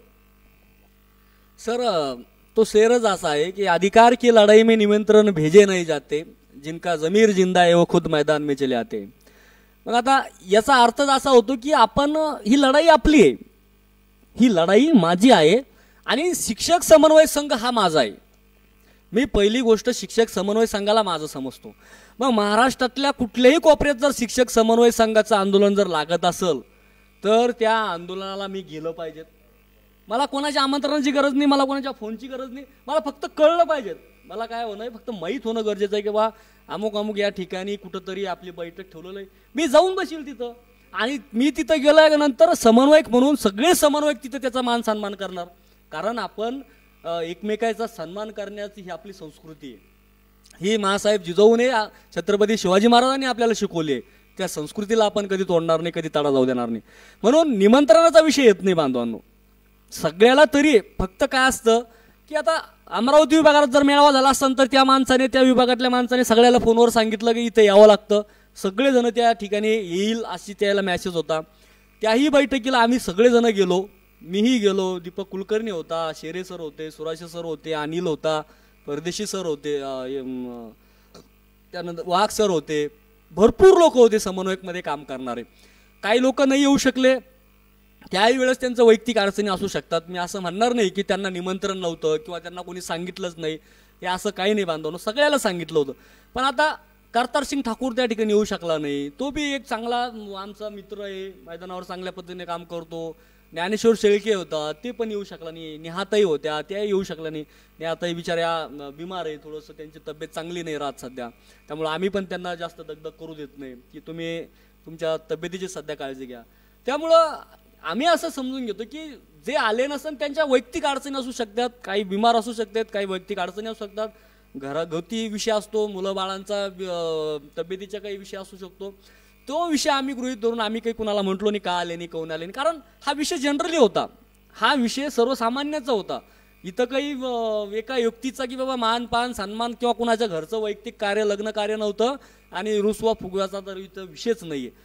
त्यानंतर जळगावलाही बैठक झाली, जळगावच्या बैठकीमध्ये सर्वांना इन्व्हिटेशन होतं, त्या ठिकाणी सगळे आले होते, काही आले नव्हते, पण तरीही त्या बैठकीचाही रोष असा काही कुणावर नव्हता.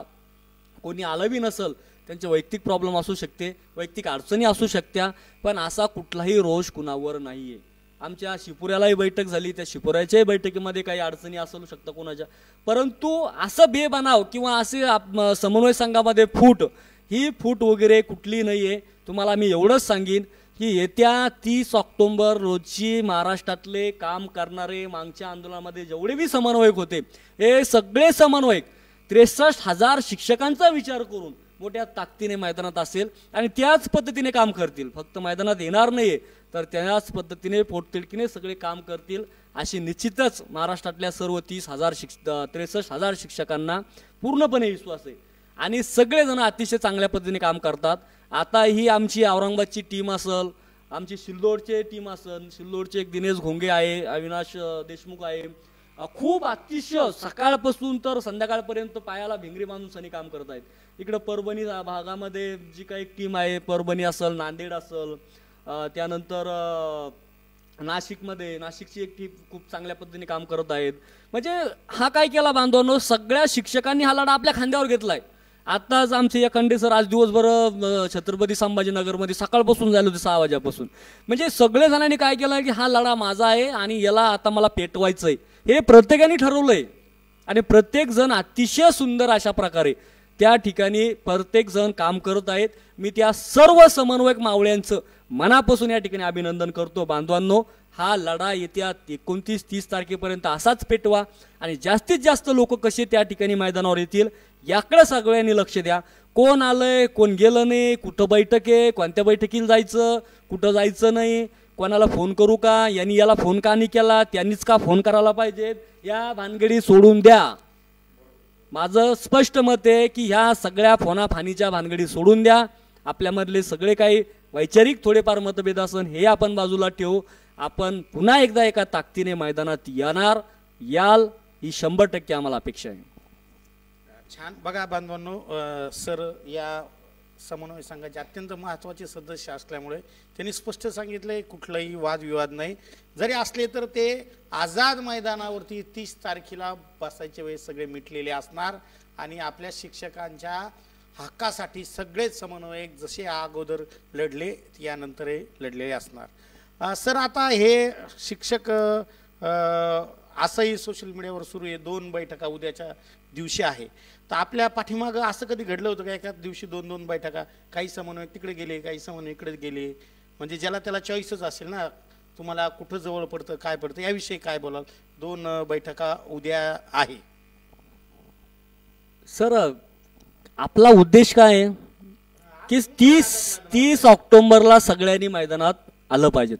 मूळ उद्देश हा आहे की 30 ऑक्टोबरला आपण लढ्यामध्ये उतरायचं.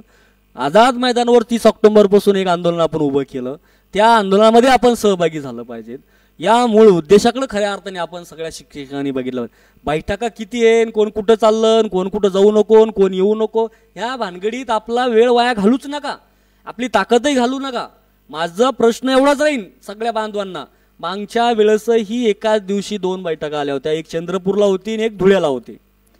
मग असं थोडीच आहे की काही तिकडे गेले आणि तिकडे सांगलीला एक बैठक येऊ द्या, असं नाहीये. माझी एवढीच विनंती राहील की आपण लक्ष एकच करा की आपल्याला 30 ऑक्टोबरला मोठ्या संख्येने आझाद मैदानावर जायचं आहे आणि त्या बैठकीमध्ये तिथं खऱ्या अर्थाने आपला लढा प्रश्न सुटणार आहे. ते ताकदीने आपल्याला त्या ठिकाणी त्या मैदानामध्ये उतरायचं आहे. ही एक धग मनामध्ये ठेवा. कोण किती बैठका घेतं, कोण कोण्या बैठकीला उपस्थित राहतं, कोण कुठं चाललंय, या बाकीच्या भानगडीत माझी हात जोडून विनंती आहे बांधवांनो, या भानगडीत पडू नका. इकडं बैठकामध्ये ताकद खर्च केल्यापेक्षा किंवा या आपापसामधल्या ह्या गोष्टी याच्यामध्ये काही हे नाही आहे. जरी 2 बैठका झाल्या असेल, आता काय झालं तर हिंगोलीची बैठक ही अगोदर 9 तारखेला ठेवली होती, म्हणजे 9ला रविवारच आहे ना, 8ला का 9ला, 8ला सॉरी 8ला बैठक ठेवली होती. 8ला खरं तर आम्हाला घ्यायची होती शिपुऱ्याला, पण मग हिंगोलीला 8ला बैठक असल्यामुळं आम्ही काय केलं, मग शनिवारी घेऊन टाकली, 7लाच बैठक घेऊन टाकली शिपुऱ्याला. कारण ती हिंगोलीला 8ला होती असं ठरलं होतं म्हणून आम्ही 7ला घेतली. हिंगोलीची बैठक का झाली नाही मला माहीत नाही, कारण हिंगोलीच्या बैठकीचे फक्त 8ला बैठक होती, तिचा मला मेसेज होता, तिचा मला फोन पण होता. पण आता जी काही उद्याची बैठक आहे हिंगोलीला असं तुम्ही सांगताय, हे फक्त मी बॅनरवर वगैरे याच्यावरच बघितलं. मला काही असा फोन वगैरे नाही आहे हिंगोलीच्या बैठकीचा, किंवा मला अजूनपर्यंत कोणा फोनही नाही केला. आणि मी असं त्याबद्दल असं काही नाराजी पण म्हणत नाही की बाबा मला फोन करायला पाहिजे वगैरे, कारण माझा काही तो हेतू पण नाही. फक्त मला एवढं कळालं की उद्या तिचं बॅनर कळालं की हिंगोलीला एक बैठक आपल्या तिथलच्या काही समन्वयक बांधवांनी ठेवलेली आहे. पण सेलूला त्याच्यानंतर 8च्या बैठकीनंतर इथं एक याला बैठक झाली चाळीसगावला. चाळीसगावच्या बैठकीमध्येच आमचं ठरलं होतं की आता 22 तारखेला आपल्या विभागाची बैठक झाली पाहिजे आणि ती बैठक आपण सेलूला ठेवूया. मग आता त्या बैठक सेलूला ठरवत्या त्यावेळी सर्वानुमते आम्ही चर्चा करतच हा विषय सेलूची तारीख फायनल केली होती. 22 तारखेला आपण सेलूला हा बैठक झाली पाहिजे. आणि त्या दृष्टीने सेलूतले जे काही बांधव आहेत त्यांनी तिथं सांगितलं की सर आम्ही सगळे आयोजन करायची जबाबदारी घेतो. मग आता तिथलचे बांधव अतिशय खूप चांगल्या पद्धतीने काम करत आहे आणि खूप भव्य दिव्य असं नियोजन सेलू इथं त्यांनी केलंय.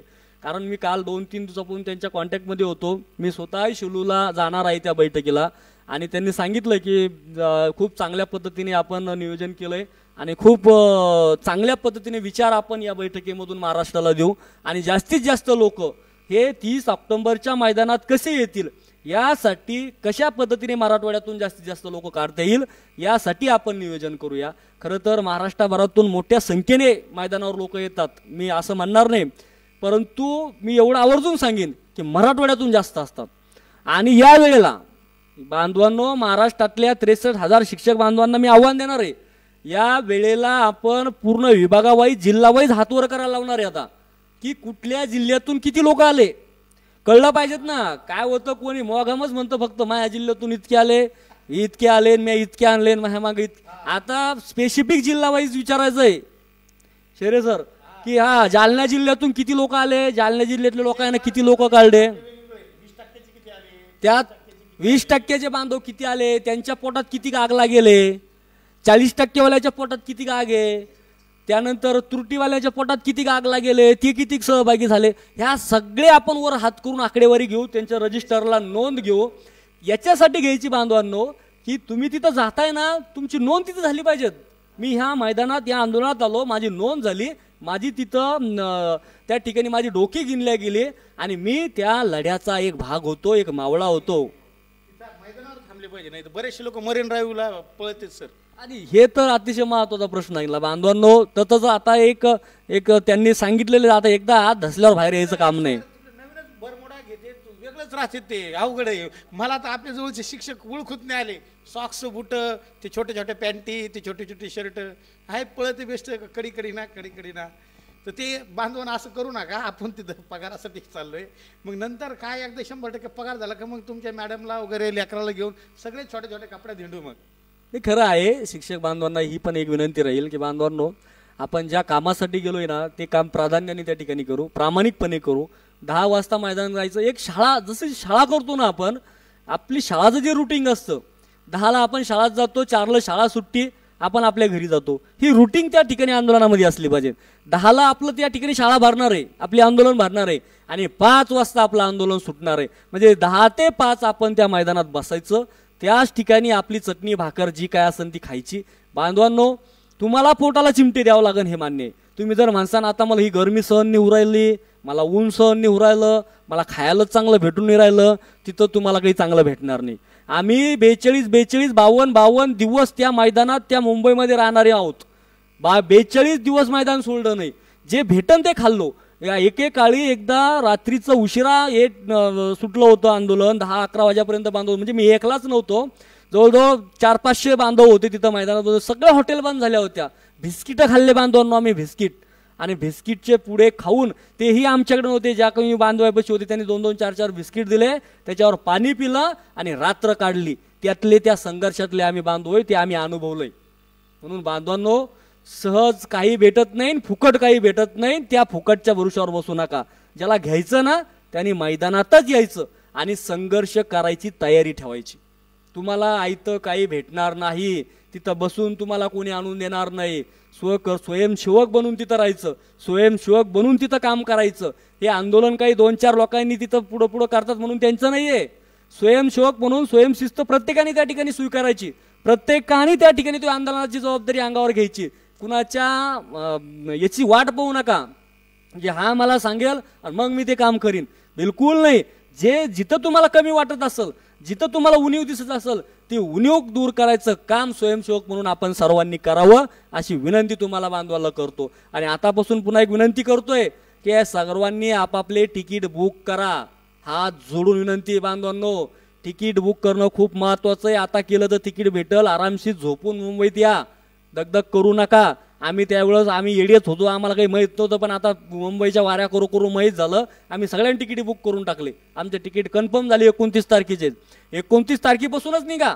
50% लोकांनी 29 तारखेला या आणि उर्वरित जे काय राहिलेले ते त्यांनी दुसऱ्या टप्प्यात या. म्हणजे 6 तारखेपासून बहुतांश जिल्ह्यामध्ये सुट्ट्या लागतात, त्यांनी 6ला म्हणजे 5लाच संध्याकाळी निघायचं. आणि काही जिल्ह्यामध्ये 8 तारखेपासून लागतं, त्यांनी 8 तारखेला संध्याकाळी निघायचं. हे नियोजन अतिशय मायक्रो नियोजन तुम्ही करा. येताना एक महत्त्वाची सूचना आहे बांधवांनो, प्रत्येक बांधवांनी येताना आपल्या भागातल्या आमदाराचं पत्र घेऊन येणे. तुमच्या भागातला जो काही कोणी लोकप्रतिनिधी असेल, आमदार असेल, त्या आमदाराचं एक राहण्याच्या व्यवस्थेसाठी एक पत्र घेऊन या. त्या पत्रावर तुमच्या 2-4-4 5-5 लोकांची नावं त्या ठिकाणी ॲडजस्टमेंट करता येईल. अशा पद्धतीने पत्र सोबत आणा. अजूनपर्यंत आपली राहण्याची व्यवस्था तिथं काही केली नाही आहे, कारण तिथलच्या सर्व शाळांना 8च्या नंतर सुट्ट्या लागत आहेत. ज्या वेळेस तिथं व्यवस्था होईल 30 ऑक्टोबरला आंदोलन सुरू झाल्यानंतर जर तशी व्यवस्था झाली तर लाईव्हच्या माध्यमातून, पोस्टच्या माध्यमातून तुम्हाला कळवण्यात येईल. पण अद्यापपर्यंत तशी व्यवस्था नाही आहे. तोपर्यंत येताना सर्वांनी, आता मागच्या वेळेस आमचे खूप नाकी दम आले की आता इतक्या लोकांना कसं ॲडजस्ट करायचं आम्ही. हा एकदा फक्त आत जा, त्या रूममध्ये जागा नसलीच चालते, आपण जिथं जागा भेटल तिथं झोपू, त्या व्हरांड्यात झोपू. फक्त आपल्याला तिथं जायचं, आतमध्ये थोडीशी थैली ठेवायला जागा सापडली पाहिजेत आणि सकाळी आंघोळ बाथरूमला आपल्याला व्यवस्था झाली पाहिजे. एवढं जरी झालं ना, दिवसभर तर मैदानात जातो आपण रूमचं व्यवस्था केवढ्यासाठी, फक्त रात्रभर झोपायसाठी आणि सकाळच्या थोड्याशा कार्यक्रमासाठी. बाकी आपल्याला त्या रूमची गरज नाही आहे. दिवसभर आपण मैदानातच असणार आहे. म्हणून प्रामाणिकपणे सांगतो की सगळ्यांनी एक विनंती करतो की येताना आमदाराचं पत्र सोबत घेऊन येणे. खूप छान सरांनी आव्हान केलं. तर आपण आता बांधवांनो समारोपाकडे आलोय. बरेच तुमचे सर्वांचे खूप खूप आभार. जवळपास आत्तापर्यंत 156 बांधवांनी लाईव्ह या सेशनमध्ये भाग घेतला. जवळपास 131 बांधवांनी कमेंट केलेले आहे. तुमच्या ज्या कमेंट होत्या अति महत्त्वाच्या, आम्ही त्यावर प्रश्नही विचारले आणि सरांनी आवर्जून सांगितलं शिक्षक समन्वय संघामध्ये कुठलाही भेद नाही आहे किंवा टोकाचा वाद नाही आहे. जो काही छोटा मोठा असेल तो आझाद मैदानावर सोडला जाईल. दुसरी गोष्ट की त्रुटीवरती काही कोणी अन्याय केलेला नाही आहे. प्रत्येकजण तिथं आपली बाजू मांडत होते. जसं घोषित बरोबर सुद्धा झालं, शासन फोडा आणि राज्य करा ही नीती वापरत असतं. जर आपण सगळे एकत्रच आलो तर शासनावर दबाव येईल, म्हणून शासनाने वेळोवेळी शासन चाल करतं. तर पुन्हा एकदा एकत्र येऊन आपण तो दूर करण्याचा काय करू, प्रयत्न करू असंही सरांनी आश्वासित केलं. त्याचबरोबर जरी 2-3 वेगवेगळ्या मीटिंग असेल तरी ज्या बांधवाला जिथं जवळ पडेल अशा ठिकाणी जा, कारण प्रत्येकजण तिथं आझाद मैदानाला येण्यासाठीच आव्हान करते. दुसरं काही घ्यायचं काय साध्या निवडणूक वगैरे काही नाही आहे ना, आपल्याला कोणाला काही आमदार खासदार व्हायचं नाही. आणि जरी एखाद्याची इच्छा असली तरी तुम्ही तरी कुठे त्याला मतदान करता. आपल्याला मागच्या वेळेस कळत आपले मनोज पाटील सर काय साधारणतः एवढा मोठा माणूस, इतकं संघर्ष त्यांनी केला, लाठ्या काठ्या खाल्ल्या, आपले बरेच समन्वयकही खूप फिरले, पण काय बोटावर मोजणार एवढं मतदान पडलं. हा म्हणजे खूपच मतदान कमी पडलं बांध म्हणून तुम्हाला माहिती आहे. तर त्यामुळं आपल्याला त्या भानगडीत जायचं नाही. आपल्याला आपला हक्काचा पगार मिळवायचा आहे. कारण आपल्या आईबापाने आपल्यासाठी ते स्वप्न पाहिले होते की माझा मुलगा शिक्षक व्हावा वगैरे. आणि सरांनी खूप पोटतिडकीने बांधवांनो हे सगळ्या प्रश्नाची उत्तरं दिलेली आहे. त्यामुळं आझाद मैदानावरती तुमचं सहकुटुंब जर तुम्ही आले तर आवर्जून आपला आत्तापर्यंतचा इतिहास आहे की आपण 6,000च्या वरती कधी गेलेलो नाही. 6,000च्या संख्येने बांधवांनो आपल्याला 2 वेळा 20-20 हजाराचा पगार दिलेला आहे. तर त्यामुळं नक्की ह्यावेळेस ही संख्या 6,000वरून दुप्पट तिप्पट व्हावी, 30,000पर्यंत जावी. कारण प्रत्येक सरकार सध्याचं काळ हे निवडणुकाचं आहे. जर सरकारला असं वाटलं की हा बुद्धिमान समूह जर आपल्या विरोधात गेला तर आपलं काही खरं नाही आहे, त्यामुळं आपल्याला हक्काचा सरसकट 100% पगार मिळू शकतो. आणि सध्याचे जे काही मुख्यमंत्री आहे ते खूप संवेदनशील आहे आणि त्यांचं मन वळवण्यासाठी आपले तसे बहादर समन्वयकसुद्धा आहे. नक्कीच मागच्या वेळेस त्यांनी 1,160 रुपये कोटीचा जो काही मोठा असा ऐतिहासिक निधी आपल्याला दिला, तर तो निधीसुद्धा बांधवांनो आता यावेळेस नक्कीच काय होईल, त्यापेक्षाही जास्त निधी ते आपल्याला मंजूर नक्कीच करतील, यात काय शंका नाही आहे. त्यामुळं आवर्जून तुम्हाला आव्हान करायचं आहे की जास्तीत जास्त संख्येने बांधवांनो आझाद मैदान गाठा. आणि जोपर्यंत आझाद मैदान येत नाही तोपर्यंत तुमचे व्हॉट्सअप, तुमचे फेसबुक हे लाईव्ह ठेवा. शिका, आता विद्यार्थ्याकडून शिका. त्यांनी त्यांच्या हक्काचं कंत्राटी धोरण एवढा मोठा निर्णय तो काय केला आहे, रद्द केला आहे. तुम्हाला तुमच्या पगारासाठी यायचं आहे, यांचं भविष्यासाठी केला आहे. तुमचं वर्तमानचा पगार आहे. जर एकदा अनुदान भेटलं तर 20,000नी पगार वाढतो. आमचे एखंडे सर, शेरे सर नेहमी हिशोब करत असतात. सर एक इंग्रजीचा आणि एक गणिताचा माणूस आहे, ती नेहमी ह्याच भानगडीत असते की ह्या म्हणजे आज किती पगार वाढा. तर नक्कीच हा पगार सगळ्यांचा वाढणारच आहे. आणि सर तुम्ही आलात स्टुडिओमध्ये, तुमच्याच फेसबुकला येऊन तुम्ही या ठिकाणी लाईव्ह केलं आणि महाराष्ट्रातल्या असंख्य अशा बांधवांचे जे खास करून ॲक्टिव्ह बांधव आहे आझाद मैदानावर येतात त्याच्यामध्ये संभ्रम होता. तर ह्या बांधवांच्या वतीने मी तुमचे खूप खूप आभार मानतो. धन्यवाद. तुम्ही आमच्यासाठी लढता. नक्कीच आमच्या सर्वांच्या हृदयामध्ये तुमच्याविषयी, सगळ्या समन्वयकाविषयी खूप वेगळी भावना आहे. नक्कीच आमच्यासाठी कोणता आमचा आमदार असेल किंवा पदवीधर आमदार असेल तो झटत नाही, पण तुम्ही नक्कीच झटता. नक्कीच आशा व्यक्त करतो की ईश्वर तुम्हाला उदंड आयुष्य देवो, आरोग्य देवो. तुमच्या मनातील जे काही स्वप्न तुमचे आहे ते स्वप्न तुमचे पूर्ण हो, एवढीच माऊली चरणी, भगवंता चरणी, आई तुळजाभवानी चरणी प्रार्थना करतो. आणि आजचं हे मुलाखतीचं सेशन थांबवतो. जय हिंद, जय महाराष्ट्र.